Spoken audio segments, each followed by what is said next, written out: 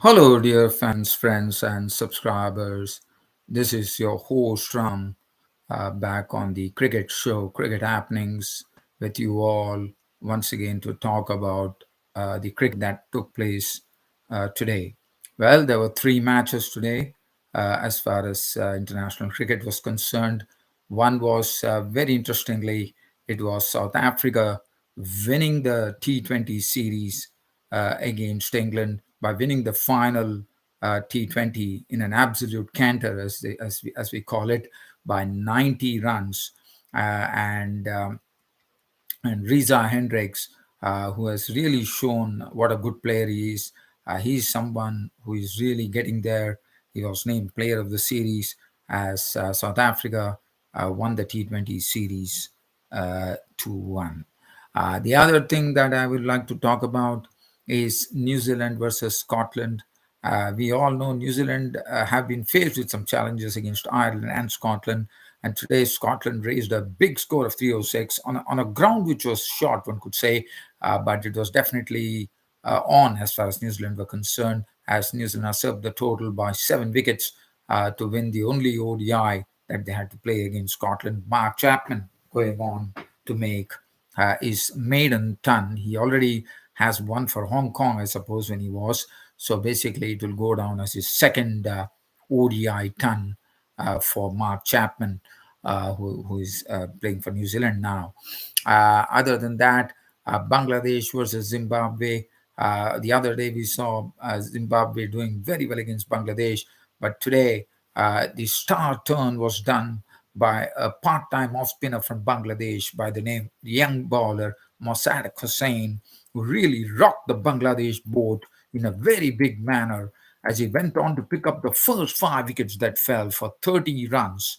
And he picked up one after the other to leave this Zimbabwe innings in an absolute shambles at 31 for 5 before Sikandar Raza revived the innings with a knock of 62. But Mosaddek Hussain, what a bowling analysis. 4 overs, no maiden, 5 for 20.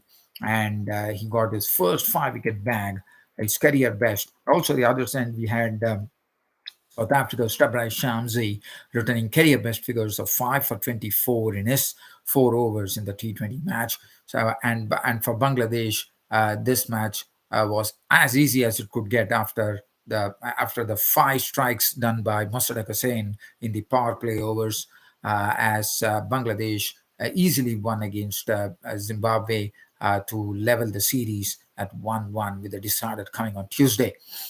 Well, so for now, let's get into some bit of details as far as these matches are concerned. First, we head on to England versus South Africa. The match was played at Southampton in Hampshire, and well, the final T20 was the decider, and one was really waiting for it.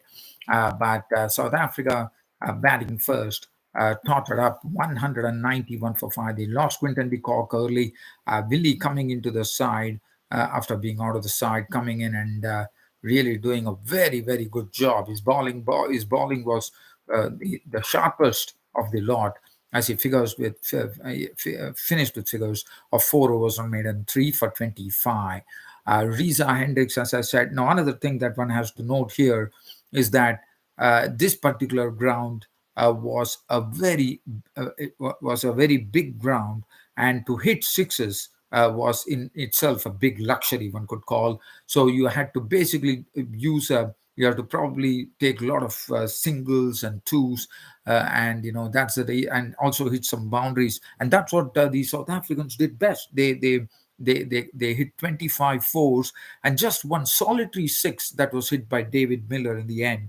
But this was the way that they probably really planned with this in this particular ground, and they did an excellent job, I thought, from 195, and eventually that turned out to be a big winning total for them. Riza Hendricks was really superb with the bat. I mean, he's someone, as I said, in this series, with this consistency that he has shown, he's showing that he belongs to this South African team, and that's good to see. And Riza Hendricks contributed a neat 70 of 50 deliveries, 9 fours, and as I said, he definitely was someone who was really reading the pitch well and was really threading the ball between the gaps to take those convert those 2 runs. And then we had, and also Reza Hendricks also took away the Player of the Series award, as I said, for his consistency, and he would be very, very happy with this particular series. And as you know, England are a very competitive side, so this will give him ounces of confidence. Really, Rizzo, as far as really, and Reza Hendricks probably would have also said that this is a perfect platform for him to really, with only 3 months to the T20 World Cup, he has shown that he belongs to this South African side. Really, Rizzo hit four fours of a Chris Jordan over in the power play overs, but well, he hit six fours in all in a very attractive innings of 31 of 18 deliveries before Moeen Ali cleaned him up. Aidan Markram was involved in some good partnership, one with really Reserve, one with Hendricks, then with David Miller. And Aidan Markram got into the side and really made his presence felt here with a very good innings. He was there till the end to see to it that South Africa reached 191 for 5. His individual contribution being 51 of 36 deliveries, which included 5 boundaries. David Miller, as I said, he hit the solitary six of the innings when he banged Chris Jordan into the crowd, and that was typically belted, one could call, with the follow through with David Miller belted the delivery. 22 of 9, 3 fours, 1 6 for David Miller before Willie hit the sticks of David Miller. Tristan Stubbs, in his brief stay at the crease, collected 8 runs of 4 deliveries with 2 boundaries, and that was the end of the South African innings at 191 for 5. Now, looking at the bowling, as I said, it was David Willey right on the top with 1 for 25. Reece Topley, he went wicketless. He probably looked a bit out of gear today for was number 45. Chris Jordan also got taken for runs with 1 wicket to show besides his name. 1 for 4 for Moeen Ali, but it was a real sort of a puzzle as to why Moeen Ali, after getting a very key wicket of really reserve, was looking pretty good. Did not bowl. To me, it sounds like a riddle because Moeen Ali just bowling 1 over, the solitary over, 4 runs, picking up really reserve wickets, never bowled after that. One does not know whether it was due to some injury or whatever. Adil Rashid 4 was done for 33, going wicketless for the second consecutive time in this T20 series, and Sam Curran was costly as well. 3 overs none for 29. Now there's a turn for England to go and challenge that particular total of 191. And Jason Roy was definitely someone who was definitely under the pump, and he once again failed. And this probably is failure to. And again, this was the South African starting off with Keshav Maharaj at one end and Nokia, so pace and spin on both on either end. And Jason Roy once again was really defeated by a very fiery delivery from Nokia, who was really ramping up the pace at 146 clicks as he tried to play a shot which was probably a cross-batted one, probably going to went across to play that shot. And well, one could see the way Jason Roy trudging back into the dressing room. That really said everything. That probably Jason Roy feels that he's going to be missing the bus for the T20 World Cup. And especially, I think Phil Salt will probably be the one who would be eyeing that spot now. 17, Jason Roy, unfortunately gone for 18 of 18 deliveries, and that was the end of Jason Roy. George Butler did not do much, 14 of 10 balls before Maharaj picked up his wicket.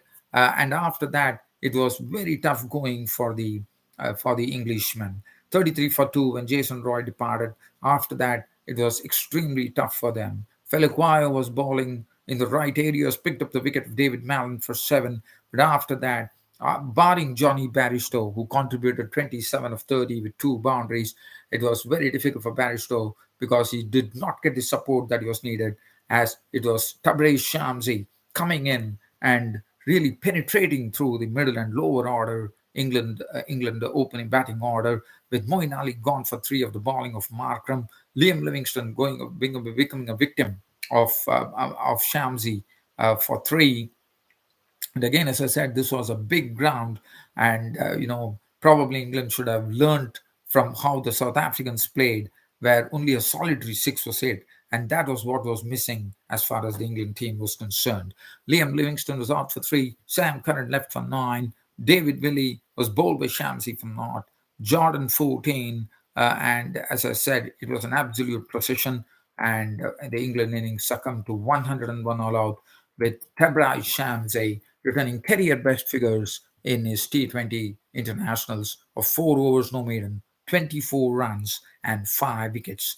Wonderful bowling from Tabraj Shamsi. He has really shown he got into a bit of a real tap in the first match, but after that he came back in a very, very big manner, and he was absolutely pumped up. And why not? What a bowling from Tabraj Shamsi. Once again, 4 overs no maiden, 24 runs and 5 wickets. 2 wickets for 20, one for Keshav Maharaj, one for 12 for Henry Nokia, who ramped up the pace today, none for 10 for Lungi Gidi, one for 23 for Philpaya. Thought he bowled in right lines there, and Aidan Markram also got a wicket of Moeen Ali, one for 5. Player of the match, Tabraj Shamsi. Player of the match, player of the series, Riza Hendricks. So that is as far as the first match is, this particular match is concerned. Now, the next match that we are going to talk about here is the match between Zimbabwe versus Bangladesh. Talking about the Zimbabwe versus Bangladesh game, as I said, Zimbabwe the other day won the first match, but in the second match, it was all about that bowler, the right arm off spinner, the part-time off spinner from Bangladesh. His name Mosaddek Hussain, young Mosaddek Hussain, totally coming and I would say absolutely rocking the Zimbabwean batting order to such an extent that he took the first 5 wickets to fall in the power play overs to reduce the Zimbabweans to 31 for 5. He went on picking up wickets. First, he picked up Regis Chakarbov and he knocked his delivery for naught. Craig Irvine trying to reverse sweep. The captain was consumed for 1. Wesley Madivere went to a shot that he played trying to go through extra cover. He was gone for 4. Sikandar, and after that, Sean Williams left for 8. Cotton bowled by Mosaddek Hussain, and Milton Shumba playing on for also dragged the ball to Hassan Mahmood or the Malik Muslik for 3. And to leave the Mosaddek Hussain with career best T20 figures of 4 overs no maiden, 20 runs and 5 wickets, that really set the tail as the first 5 wickets in the power play overs were all gone. And then it took Sikandar Raza to farm the strike and see to it, along with Ryan Burl, with Sikandar Raza doing the majority of the scoring with a knock of 62 of 53 deliveries, 4 fours, 2 sixes, and Ryan Burl contributing 32 of 31, who are the only 2 players who really contributed some to some measure as Zimbabwe managed to reach a score of 135 for 8. Luke Jongwe not at 11, and 135 for 8 was never going to challenge the Bangladeshis. As I said, it was Mosaddek Hussain, the player of the match, picking up figures, his career best figures of 4 overs no maiden, 20 runs and 5 wickets. The right arm off spinner, the part-time right arm off spinner from Bangladesh, are doing a wonderful turn, and that was really, really very, very good to see. Mosaddek Hussain, 5 for 20. Mehdi Hassan, 3 overs, none for 10. Mustafizur Rahman, 1 for 30. Shariful Islam, none for 37. Hassan Mahmood, 1 for 26. Afif Hussain bowled a solitary over for 12 runs. Now it was a turn of for the Bangladeshi batting to really show, and they definitely showed that pretty quickly as Bangladesh won the match by 7 wickets. Liton Das cracked 56 of 33, 6 fours and 2 sixes in that. Shariar was a early victim, was bowled through the gate by Richard Nagarava, the pace bowler, for just 7 runs. Anamul Haq contributing 16 of 15, but then it was the cool head of Afif Hussain, not out on 30 of 28 balls, 1 4, 1 6. Nazmul Hussain Shanto showing some composure, not out 19 of 21, taking them home in a very nice fashion, and a 7 wicket victory. The bowling, Wellington Nasakanza, none for 22 of 3. Nagarava, 3 overs, 1 for 23. Chivanga was hit for 2 sixes by Liton Das, 1.3 overs, no maiden, none for 19. Sean Williams, 1 for 13. Ryan Burl, solitary overs for 12 runs. 3 overs for 1 for 18 for Raza, Wesley Madivere, none for 18, and Luke Jongwai, 1 over, none for 7. As I said, the man of the match going to Mustard Hussain for picking up 5 wickets in the power play overs to totally derange the Zimbabwean team.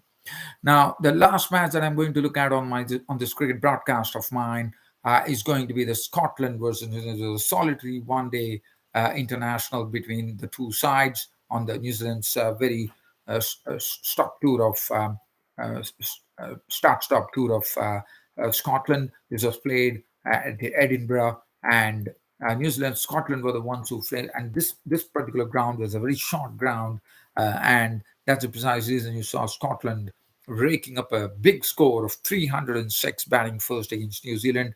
And the prime contributors, Kyle Coetzer, the former captain, made 22 of 25, 4 boundaries. Michael Jones making 36 of 50, 4 boundaries.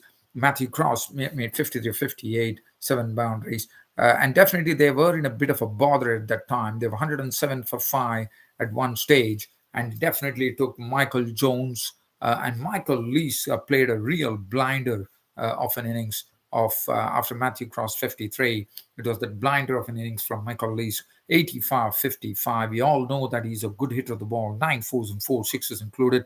Mark Watt contributing 31 of 25, 5 boundaries. Sufyan Sharif 28 of 29, 5 boundaries. And that helped them reach a big score of 306. Duffy 3 for 52, 2 for 7, and the New Zealand bowlers had to really suffer at the blade of the Scottish batsman, no doubt about it. As I said, the ball is nicely coming onto the bat, and besides the dimension of the ground being very small, that really helped matters as well. Lockie Ferguson, can you imagine a treatment for Lockie Ferguson? Is 10 overs costing 77 runs with 2 wickets. Blair Tickner 10 overs, 1 for 62.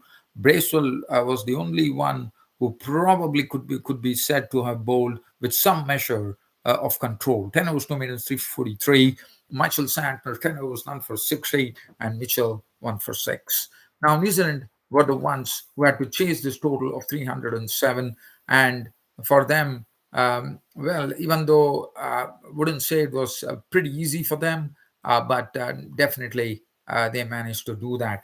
Martin Guptill contributing 47 of 53, 6 4s. Finn Allen, a very quick fire, 50 of 48, 9 4s. Dan Cleaver was off for 32, but Mark Chapman, as I said, bringing his second ODI century, one the first time he got it for Hong Kong, and this time he got it for New Zealand for the first time. The other day he made 82. He went one up today with his ODI century for New Zealand. Not out 101 of 75, 6 4s and 7 6s in that. They were 132 for 3 at one stage in the almost just before the halfway mark.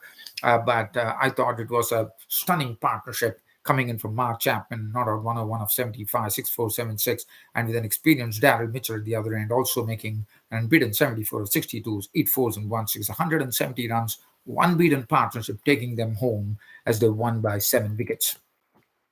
As far as the bowling is concerned, Sufyan Sharif, none for 40 of 8. Mark Watt, 9 overs, none for 57. Chris Soule, 9.5 overs, no made, none for 68. Chris Graves, 2 overs, none for 24. Hamza Tahir went for runs, 9 overs, 1 for 70. Michael Lees did good with the ball as well, 8 overs, no made, and 246. And Chapman was named man of the match. Well, dear fan subscribers, it has been, as I said, one thing I have to tell you that England have to do a lot of soul searching with the T20, where they have been losing a lot of tournament. They lost against India, and now they have lost against the South Africans as well. And this really is posing a lot of questions with T20 World Cup round the corner in 3 months' time. I think there's a lot of soul searching that England have to do. England have to really see what they can do best now. Now, another thing, I think Jason Roy's days are probably numbered. Jason Roy probably is going to miss the bus to the T20 World Cup. I think Phil Salt is going to take his place in all fairness, because Jason Roy has muffed all the opportunities he has got, unfortunately. As far as India, West Indies are concerned, well, tomorrow is the second T20 which is coming up. The only thing that one would be looking at, whether India has been doing a lot of experimentation. They've kept the big names out.